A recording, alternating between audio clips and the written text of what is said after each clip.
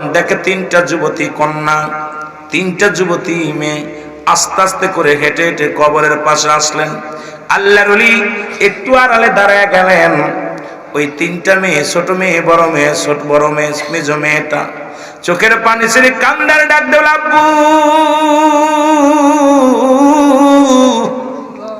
1 মাস হয়ে গেল তোমারে আমরা বিদায় করে দিছি, কবরের পাশে আসতে পারি না, তুমি কেমনে ঘুমাইছো আব্বু? আমি তোমার তিনটা যুবতী কন্যা তোমার কবরের পাশে হাজির হয়ে কিছু আব্বা জান। আব্বা গো তুমি কেমনে আছো জানি না কবরের মধ্যে, তবে আমরা তত ভালো নাই। পৃথিবীর হায়না গুলো আমাদের দিকে তাকায়, আমরা তিনটা যুবতী কন্যা তুমি রেখে গেছো গো বাবা। এই পৃথিবীর হায়না গুলো আমাদেরকে ছিঁড়ে ছিঁড়ে খাইতে চায়, আমরা পর্দার মধ্যে থেকেও বাঁচতে পারি না বাবা গো, বড় কষ্টের মধ্যে আছি গো বাবা। আমরা বাঁচবো না, আমরা আমাদের তো রেখে গেলে বাবা, আমাদের কোন হেল্লায় রেখে গেলে, কোন কার কাছে রেখে গেলে গো আব্বা, তুমি বিদায় নিয়ে চলে গেলে।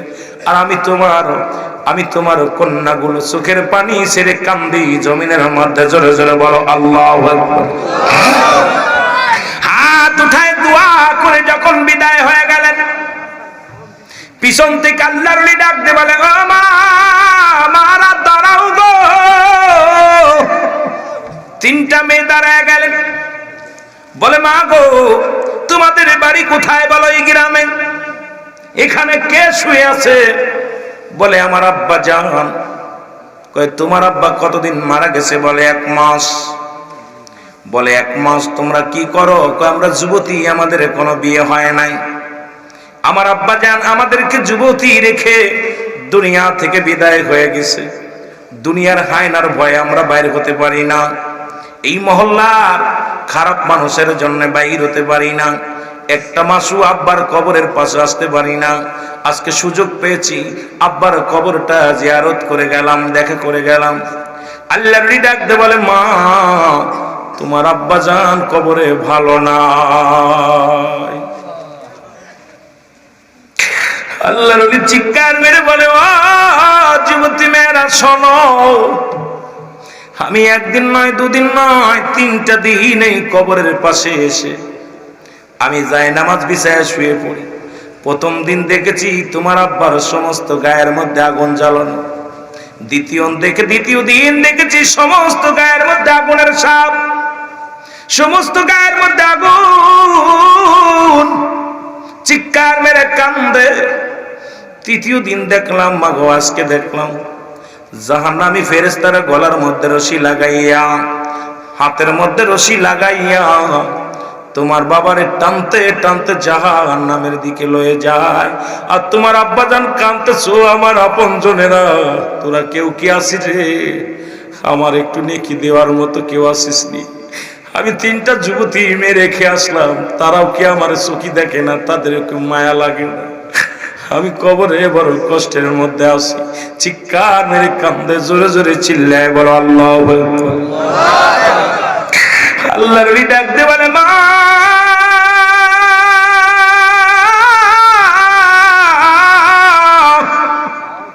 তোমার আব্বা জান বড় কষ্টের মধ্যে আছে কবরের মধ্যে, তোমার বাবার জন্য একটু নেকি দাও, তুমি জিয়ারত করো।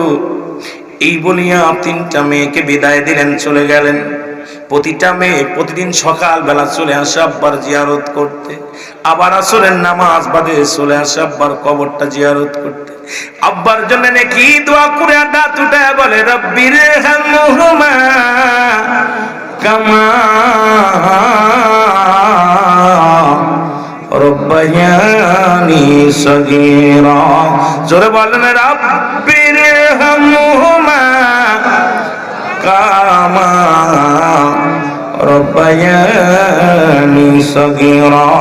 জোরে জোরে চিল্লায় বলা যাবে না আল্লাহু আকবার। 1টা মাস পরে আবার আল্লাহর ওলি আবার ওই কবরের পাশে আসলেন।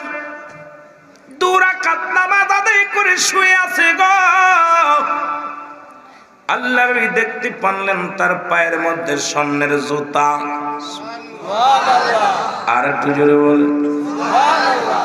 1টা নয়, 2টি নয়, 8টা জান্নাতের দরজা খোলা। হুর গেলে মান আসিয়া হুরগুলো এসে গুরু গুরু করে আর ডাকতে বলে, আসেন মেহমান, অতিথি আমার ঘরে আসেন। ও বলে আমার বাড়ি আসেন। ওকে আমি আপনার সেবা যত্ন করব, ওকে আমি আপনার সেবা যত্ন করব। আল্লাহ চোখের পানিগুলো ছেড়ে দিয়া বলে, আমার আল্লাহ তুমি কত দয়ালু আল্লাহ, তিনটা মেয়ে তার জন্য রহমত। ওই তিনটা কন্যা সন্তান দুনিয়ার মধ্যে রেখে গেছে গো, ওই তিনটা কন্যা সন্তান দোয়া করেছে তোমার দরবারে আল্লাহ, তুমি ওই তিনটা কন্যার দোয়া তুমি কবুল করেছো গো। জাহান্নামীরে তুমি জান্নাতি বানায়া দিছো, বলো মারহাবা।